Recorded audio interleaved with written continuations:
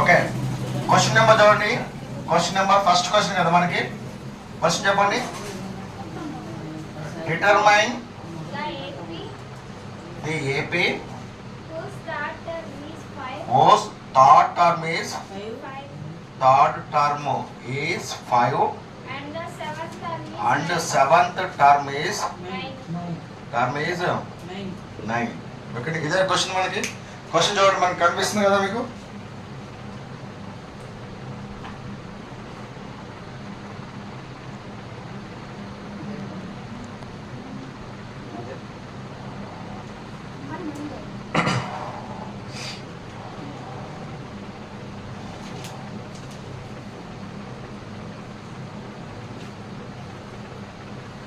Okay చూడండి. Determine the AP whose third term is 5 and seventh term is 9. ఓకేనా, మీకు కొన్ని ఫార్ములా చెప్తా చూడండి, దాని ప్రకారం మీరు రాయండి. ఓకేనా, ఫార్ములాస్ అంటే ఏం లేదు. ఇక్కడ మనం డిటర్మైన్ ది ఏపీని మనం డిటర్మైన్ చేయాలంటే మనకి ఏం కావాలి చెప్పండి. మెయిన్గా ఏ వాల్యూ ఫైండ్ అవుట్ చేయాలి, మనం డి వాల్యూ ఫైండ్ అవుట్ చేయాలి. డిటర్మైన్ ది ఏపీ అంటే ఏంటి చెప్పండి. ఏపీ అంటే అర్థమెటిక్ ప్రోగ్రెషన్ అని ఉంటుంది. అర్థమెటిక్ ప్రోగ్రెషన్ మనం డిఫైన్ చేయాలంటే, అంటే ఏర్పరచాలంటే ఏ వాల్యూ కావాలి మనకి, డి వాల్యూ కావాలన్నమాట. ఒకటి ఈ రెండు వాల్యూస్ ఎలా వస్తుంది చెప్పండి. ఇక్కడ ఉన్నటువంటి లింక్ ద్వారా వస్తుంది అన్నమాట మనకి. ఓకే, సరే ఆ లింక్ ఏదో చూద్దాం మనం. ఓకే, ఇక్కడ థర్డ్ టర్మ్ ఫార్ములాస్ మనం రాద్దాం. ఇక్కడ ఫస్ట్ టర్మ్ చెప్పండి. ఫస్ట్ టర్మ్ అంటే ఎలా రాస్తారు. First term A1 is equal to, next second term అటు రాసుకోండి ఒక 10 వరకు. థర్డ్ టర్మ్ A3 చెప్పండి. Fourth term A4, next fifth term, next sixth term, seventh term, eighth term, ninth term, 10th term. నేను ఒకటి రాసేసాను, ఈ రాసుకోవడం వల్ల మీకు అర్థమవుతుంది. ఓకేనా, ఫిఫ్త్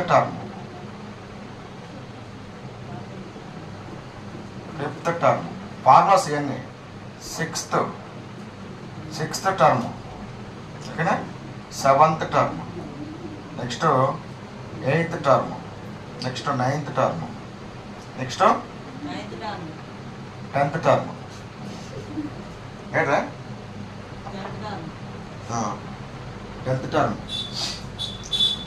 వీటికి ఫార్ములా చెప్పండి. A1 టర్మ్ చెప్పండి. A1 టర్మ్ అంటే ఎంత, ఏ కదా. A2 టర్మ్ ఫార్ములా చెప్పండి. A+D. Okay, very good. A3 term చెప్పండి. A+2D. నెక్స్ట్ A4 టర్మ్ చెప్పండి. ఒకటి తగ్గిస్తే సరిపోదు కదా. Next A+4D, A+5D, A+6D, A+7D, A+8D, A+9D. Up to 1. ఏ టర్మ్ చెప్పగలుగుతారా. ఏ term last term A+n-1 into D. దీన్ని కూడా తగ్గించడమే కదా. 10 నుండి 9 రాశారు, n నుండి n-1. ఇదే nth టర్మ్ అన్నమాట. ఇది nth టర్మ్. ఇవి వస్తే మీకు ఆన్సర్ వచ్చేసినట్టు మీకు మ్యాక్సిమం ఒక 10 మార్కుల వరకు వస్తాయి. ఓకేనా, nth term is equal to ఇది. ఓకేనా, దీన్ని బట్టి రాద్దాం. చూడండి సొల్యూషన్ చూడండి. Solution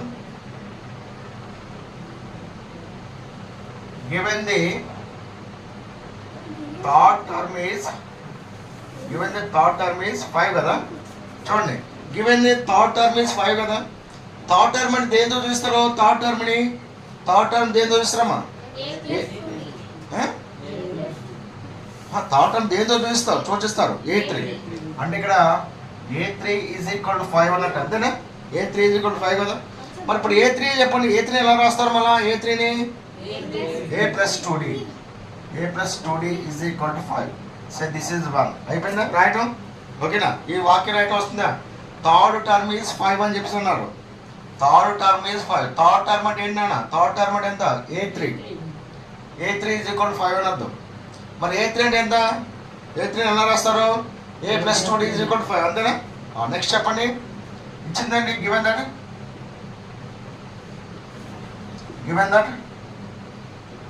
ఇంకేమిచ్చాడు. Seventh term is 9. Seventh term is 9. Seventh term is 9 అంటే ఎంత. A7 A7 is equal 9 and అంతే కదా, A7 ఈజ్ ఈక్వల్ 9 కదా. మరి A7 అంటే ఎలా రాసుకుంటారు చెప్పండి, A+6D రాసుకుంటారు కదా. A7 అంటే ఎంతమ్మా, A+6D ఈజ్ ఈక్వల్ 9 కదా, అంతేనా, రైట్. So this is 2. ఇక్కడ చూడండి ఈక్వేషన్ 1 ఏంటి, A+2D is equal 5, A+6D is equal to 9. మనం ముందరే డిటర్మైన్ ది ఏపీ కనుక్కోవాలంటే మనం ఏం చేస్తాం, ఏ వాల్యూ డి వాల్యూ కనుక్కొని వరుస క్రమంలో పెట్టి సరిపోతుంది లేదా, ఆ 2 వాల్యూస్ తెలిసి మిగతా మనం ఏపీని నిర్మించవచ్చు మనం, ఓకేనా. సో దానికి ఇక్కడ A+2D is equal 5, A+6D is equal 9. So దానికి మనం ఏం చేస్తే చెప్పండి, ఇది పెద్దది ఇది చిన్నది కదా, A3 చిన్నదేనా, A7 పెద్దదే కదా. సో దానికి 2 - 1 చేద్దామా, 2 - 1 కదా. సో దానికి ఎంత, A+6D is equal to 9, A+2D is equal to 5. ఇప్పుడు మైనస్ చేస్తున్నాం కాబట్టి, ఓకేనా, మైనస్ ఏం చేస్తున్నాం చెప్పండి, ఇక్కడ వాల్యూ ఏ ఉంది, ఇక్కడ వాల్యూ సేమ్ ఉంది కాబట్టి. సో ఇక్కడ వాల్యూ ఏ, ఇక్కడ వాల్యూ సేమ్ ఉంది కాబట్టి సబ్ట్రాక్షన్ చేసి సరిపోతుంది, ఓకేనా. సో మైనస్ చేసేటప్పుడు 2 ఈక్వేషన్స్ మనం మైనస్ చేసేటప్పుడు కింద వాటి గుర్తులు మారితే, ఓకేనా, ఇది ప్లస్ కాస్త మైనస్ అవుతుంది, ప్లస్ కాస్త మైనస్ అవుతుంది, ఇది ప్లస్ కాస్త మైనస్ అవుతుంది, ఓకేనా. ఇక్కడ ప్లస్ ఏ మైనస్ ఏ అవుతుంది చెప్పండి, క్యాన్సిల్ అయిపోతుంది కదా, ఓకే. +6D నుంచి ఇది +2D కాదు, ఇది -2D, మైనస్ గుర్తు చేంజ్ చేస్తున్నాం కదా. +6D నుంచి -2D తీస్తే ఎంత, 4D, అంతేనా. ఇక్కడ +9 -5 ఎంత, +4 అయినా, ఇక్కడ 9, ఇక్కడ -5 ఇది +4. So that D is equal ఎంత, 4/4 అయినా, ఈ 4 ఒకటి పోతే భాగిస్తుంది కదా, ఎంత 1, 4 1 జా 4. D ఈజ్ ఈక్వల్ ఎంత మనకి 1. D వాల్యూ 1 వచ్చింది కదా. D వాల్యూని తీసుకొచ్చి ఎక్కడ సబ్స్టిట్యూట్ చేస్తారో, ఈక్వేషన్ 1లో కానీ ఈక్వేషన్ 2లో కానీ సబ్స్టిట్యూట్ చేస్తే సరిపోద్ది మనం. ఏది చిన్న ఈక్వేషన్ చూసుకోండి, ఇప్పుడు ఇది చిన్నది కదా, ఓకేనా, దాన్ని సబ్స్టిట్యూట్ చేద్దాం. ఇప్పుడు D is equal 1 in equation 1. So therefore 1 ఏంటి, A+2D ఈజ్ ఈక్వల్ 5 కదా, A+2 into D is equal 1 కదా. So therefore A+2 is equal to 5. A is equal ఎంత, 5 - 2 గెట్ 3. అంటే ఏ వాల్యూ ఎంత మనకి, ఏ వాల్యూ ఎంత వచ్చింది మనకి 3. అంటే ఫస్ట్ వాల్యూ ఎంత వచ్చింది చెప్పండి మనకి, 1.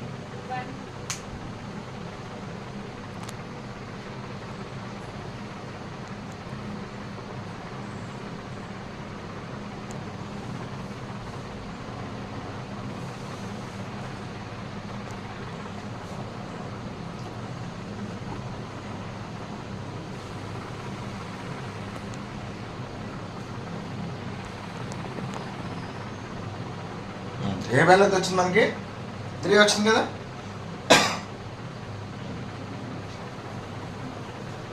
ఏ వాల్యూ 3 వచ్చింది కాబట్టి స్టార్టింగ్ ఏనా, ఇక్కడ చూడండి ఏపీ చెప్పండి, ఏపీ అని చెప్పండి, నాకు రాశాను A1 term, A2 term, A3 term, A4 term up to 1. ఇదేనా ఏపీ టర్ము. లాస్ట్ టర్మ్ కూడా AN టర్మ్, అంతేనా. మరి A1 టర్మ్ ఎంత చెప్పండి, A1 అంటే A1 చెప్పండి కదా మీకు. ఫస్ట్ టర్మ్ ఎంత, 3, ఓకేనా. డిఫరెన్స్ ఎంత ఉంది మనకి, డిఫరెన్స్ ఎంత ఉంది, 1 యాడ్ చేసుకోండి పోండి, ఎంత అవుతుంది 4. నెక్స్ట్ టర్మ్ ఎంత, 5. నెక్స్ట్ టర్మ్ ఎంత, 6. 8. సరిపోతుంది లేదా. So therefore AP is equal ఎంత అవుతుంది, ఏపీఆర్, ఓకే, ఏపీఆర్ 3 4 5 6 డిటర్మైన్ అయిందా లేదా, ఓకేనా, రైట్. ఇటువంటి టైప్ ఆఫ్ క్వశ్చన్ ఇంకోటి చేద్దాం మనం.